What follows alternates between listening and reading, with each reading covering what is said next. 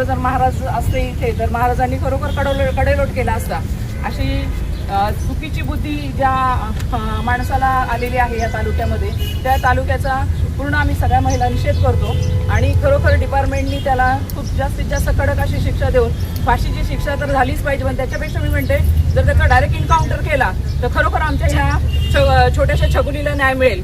कारण ही जी मुलगी आहे ती अतिशय छोटी, तिला कुठल्याच गोष्टी कळत नव्हत्या आणि ह्या अशा घटना राजापूर झाले, संगमनेर झालं मागा आणि इथे आमच्या तालुक्यामध्ये ही घटना जी घडतीये त्याचा आम्ही पूर्ण निषेध करतो आणि या ज्या मुलांनी ही जे कृत्य केले आहे त्याला फाशीची शिक्षा देऊन आज आपल्या डिपार्टमेंटने आम्हाला मदत करावी. देवाभाऊंना मी सांगते, देवाभाऊ आमच्या तालुक्यामध्ये आपण यावे आणि या गोष्टीचा निषेध करावा, एवढेच मी एक मागणी करते. आपण आता जे हे आम्हाला दिलेले आहे त्या दिवशी हे घटना घडली, खूप दुर्दैवी घटना आहे.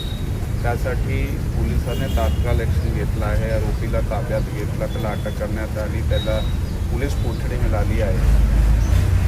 ही जे वेळ आहे, आपला जे दुःख आहे, आपला जे आपण आता हे जे त्या चिमुकलीच्या न्यायासाठी आपण इथे आलेलो आहे, आपला जे आम्हाला जे तुम्ही हे निवेदन दिलेले आहे त्याप्रमाणेही आम्ही काम करीत आहोत. त्या दिवशीही आम्ही आपल्याला शब्द दिला होता की 15 दिवसात आत आम्ही या प्रकरणामध्ये माननीय कोर्टात नुसार पत्र दाखल करणार आहे आणि लवकर ते लवकर हा जे आरोपी आहे त्या घटनेचा त्याला कठोर ते कठोर शिक्षा व्हावी यासाठी आम्ही प्रयत्नशील आहोत. त्यासाठीही आम्ही इथे आहोत.